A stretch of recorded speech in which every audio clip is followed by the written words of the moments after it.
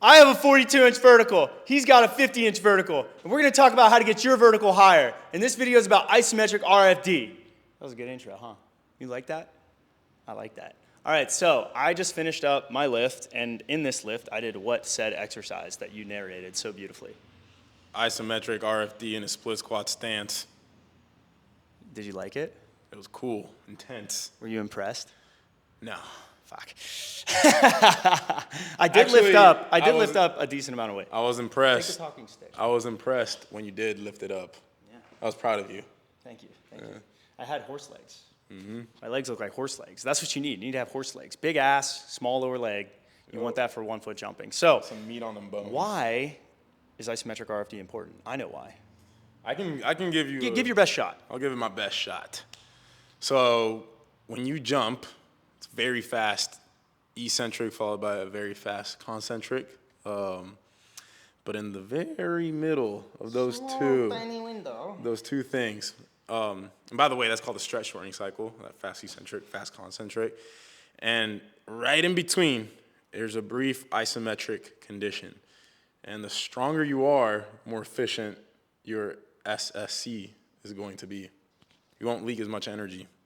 Ding, ding, ding, correct. Yes, you don't leak as much energy in the form of heat. So the faster you can amortize, the better your stretch shortening cycle will be. Eccentric concentric. Shout out to Frank Yang. Frank Yang. He became enlightened. Yeah, he became enlightened. But this is also kind of interesting because I don't always jump higher when you amortize faster because the impulse curve is worse. So like your force time curve might be worse. Yeah. So you don't necessarily want to do this artificially. It's something that has to happen as a consequence of getting better at it and not something that you try to do. So for example, if I'm doing a depth jump, I could tell myself to get on and off the ground faster or be as quick as possible, and that would be overloading that, but they're not going to be big jumps.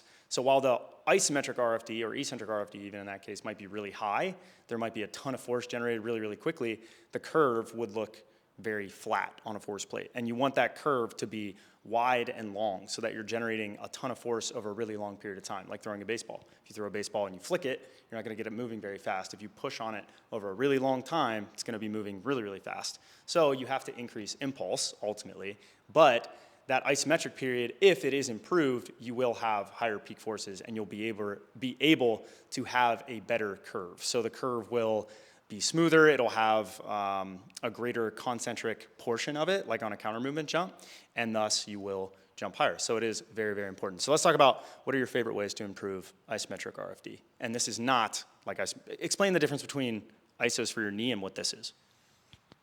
The intensity is the biggest difference. So when you're doing isometrics for your knee, you're usually at a much lighter load and you're doing much longer duration holds, because you want to uncrimp the fibers in your tendon. I can see it uncrimping. Yeah, so to get your knee healthier, you need time and load.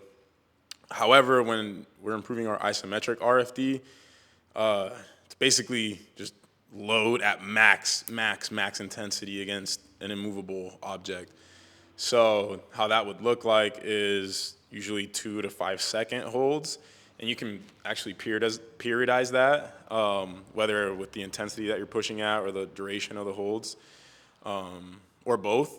So which way do I go if I want more intensity? You need to try harder.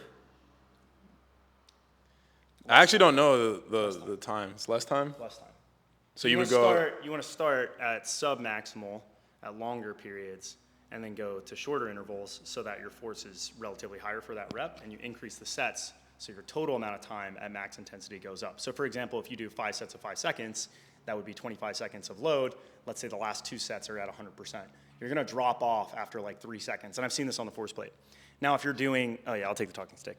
Now if you're doing like 8 sets of 3 seconds, and the last 4 sets are at truly 100%, then you're getting 4 by 12, so you have 12 seconds, so your volume went down, but the intensity went up because each rep was more intense. So you have less of a drop off, and if you are pushing harder at those shorter intervals, you'll have greater intensity. So that's one way that you could go. So first week you might go 5 by 5 seconds. The last week, if it's on the Monday lift, you would go like 8 by 3 seconds or something like that. Last 4 sets at 100%. All right, what about body weight? Let's talk about body weight. Just doing a body weight hold? No, think about the body weight training. Did you ever see the fancy Oh, I RFD did. exercises? I actually used it in my body weight workout recently. You can do max RFD work or isometric RFD work with other muscles in your body, especially like your calf and your hammies and stuff like that, by pushing against an immovable object. So the way we've done it in our body weight cycles is you put your palms on the door frame, and then you get on your toe, and then you push. That's one way. We've actually done it with. Have you done it with the squat version of that, or just the calf version? Just the calf version is the only one I've done. I think we've done. That might be the only one we've done. The only other body weight ones I've done are overloaded eccentrics with manual resistance from a good friend. I have a few different ones that I have used before for the bodyweight programs. And if you've done the bodyweight programs and you're listening to this podcast, you're like, oh, these are lame. Actually, really effective. You're more or less doing the same thing I am, just I have a device to do it. I use the belt squat. We load up the bar. Isaiah did it in isometric mid-thigh pull. And your body doesn't know the difference. It just knows resistance. It doesn't know if you're pushing against the wall or pushing against the weight, or you're in a very low leverage position, where you have to be at max effort to hold the isometric position. Your body doesn't know. So for example, I could run over this tree here. Actually, you know what? Let's turn the camera for this. All right. So this is now a vlog. I can hold the camera. Yeah, if you want.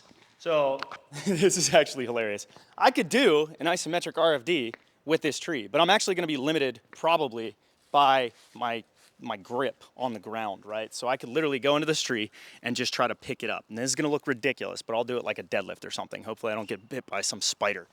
Pick it up. Come on, John. Pick it up. I'm gonna lift this tree. That's one example. You could also go like this, and I could push off the back leg. Move the tree, John. I'm trying to move the tree. I can't move the tree, Dad. And believe it or not, that is, oh my gosh, that is really hard. Or I could walk over to Donovan's car here. Oh, I might rip the bumper off. Maybe I could grab a tire. To the back. Yeah, the back. What do you think? Like a tire? That's gonna rip the bumper off. We're too strong. We're too strong. Oh, the truck could work. Perfect. This is perfect. Ooh, what if I ripped it off? That would be crazy. So you could even do something like this. You could go like this. I got that off the ground. And those would be isometric RFDs. You're essentially just moving in a movable object. So those are some quick examples in our little tutorial, our tutorial podcast. Let's go back to the handy dandy notebook here. Talk about the downsides. Yeah, let's talk about the downsides. There are some downsides. All right, here's the talking stick. All right. Fun story.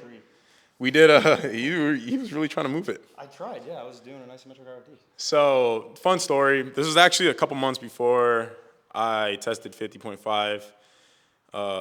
Broke the record. Now the record's broken. I'm sad. Get it back, son. Just working. Oh, by the way, before I forget, if you want us to program these exercises in your training, go to thpstrength.com. It's currently 90% off for just a little bit longer off your first month. And then if you want to learn about the science behind the stuff that we're talking about, there's a free guide, link in the description. But yeah, we did an entire cycle focused on isometric RFD 2 months before I broke the world record for the max approach vertical jump. But there was a downside. It destroyed my knee cartilage. Mind you, going in, I came in with that already being a small issue, but it made it worse, and it was something that I had to work on for a long time after that to get it back to healthy levels. So if you have cartilage issues in your knees, I don't recommend you doing it. It's still possible to do them, just get out of the painful position, which kind of defeats the purpose because usually the painful position is the position you're in when you jump. So you want to do them for the most transfer to your jump. You want to do them in that range of motion, that specific. For 1 foot, I found this to be really good and less provocative whenever you push the knee back, so that your shin is vertical. And when you jump off 1 foot, your knee really shouldn't your shin shouldn't move past vertical. So it loads the hip a little bit more specifically as well. And you still get really good loading in the quad, but it is a little bit safer, you know, to be a little bit more hip dominant. I think in 1 foot jumping, timing is really important. And when the muscles turn on and off, there's actually pretty good research on this. And if you don't load proximally to distally, you will end up jumping lower. So it is a good option for posterior chain work. So if you do like a single leg RDL and you load up the Smith machine with, like, in his case, 400 pounds, and he just tries to lift it up against that immovable object, that would be a good option. Or if we did like a very wide stance where his knees are pushed back and he's just using his hips, kind of like a very hip dominant squat on the belt squat, that would be another good option. So there are kind of workarounds for it. I've also used it in the lower leg. We've done it with the calf against the door frame. If you are a little bit taller and the door frame's shorter, you can get one for your knee on a single leg. So you kind of like do a quarter squat, single leg quarter squat. And then you can also do, you can even do it manually. Like if you were to hold your leg like this, and then really in a deep position where you're pretty weak, you can push pretty freaking hard in that position too. Pushing on the ground, so I'm on a bench right now. You can't see my legs, but go into a lot of flexion and you can push into the ground literally as hard as you can or want. You might stand up if you're Isaiah Rivera. Single leg, I can't. Single leg. Especially if you lean back and then. Yeah, that creates a big lever. Anyways, that's the video. Do your isometric RFD at the right time. I think it should come in like maybe the 4th mesocycle unless you have like a major deficit. It depends on how you're doing it. When I do macro cycles, I like to go submaximal eccentric, submaximal concentric, isometric emphasis, or sometimes I'll flip those, and then I'll go maximal concentric, maximal isometric, maximal eccentric, so that the force goes do-do-do-do. And if you don't know what any of those words mean, free guide in the description. Yeah. Anyways, that's the video. Thanks for watching, guys. See ya.